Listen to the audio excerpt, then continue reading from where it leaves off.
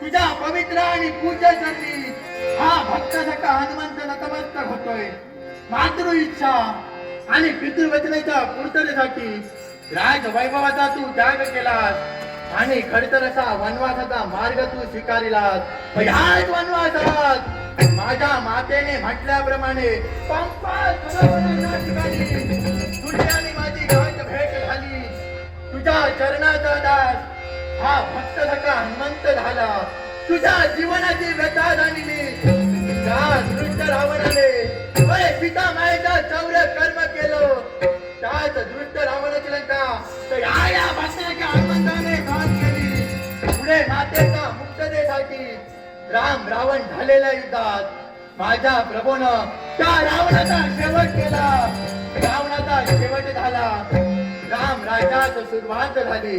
पण त्या रामनामामुळं माझ्या जीवनाला खरा अर्थ प्राप्त झाला.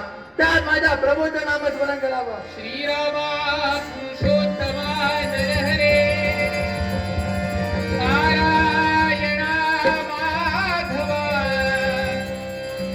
लागो तुझे सदैव ध्यान मगना सीतापते सुंदरा श्रीराम जय राम जय जय राम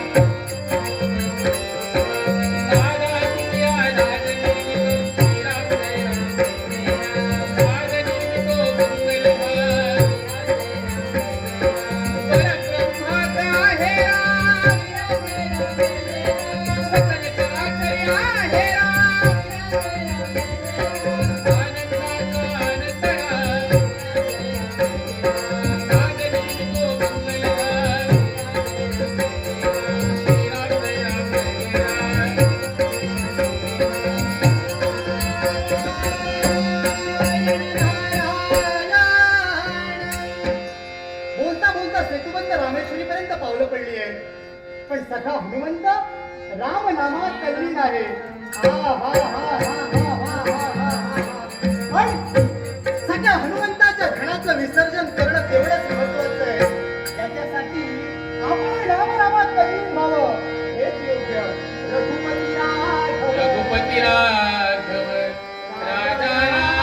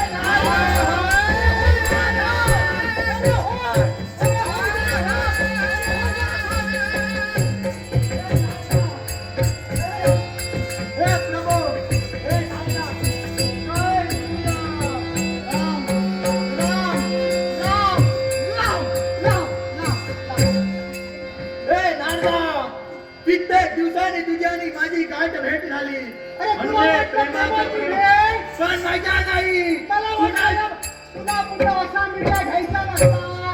तुला वाटलं प्रेमाची भेट आणि मला वाटलं यमाची भेटली हे का. नारदा, माझ्या सेतुबंध रामेश्वरी पर्यंत तुझी पावलं पडली. साहस की मुद्दा नक्कीच सांगेन. हनुमंता, काय ते? तू ब्रह्मचारी, मी ब्रह्मचारी, एकमेकांच्या भेटीगाठी झालेल्या आहेत. पण मी इथपर्यंत का आलो याचं कारणही तसंच आहे. कोणत तुझा देव म्हणजे तू राघव, बरोबर की नाही. होय. मग मला सांग रे, विश्वात देवतत्व किती. एकच. मग दुसऱ्या देवतेच्या भक्तांवर जरी का संकट आलं असेल तरी ते तुझ्या राघवाच्या भक्तांवर संकट आलं की नाही. मग नारदा, असा कोण उन्मत्त झालाय. नक्कीच सांगे. काशी नगरीचा राजकर्ता शिवदत्त आणि प्रयाग नगरीचा राजकर्ता रुद्राव या दोन राजकर्त्यांवर त्या दोन राक्षसांनी मैमान घातलाय.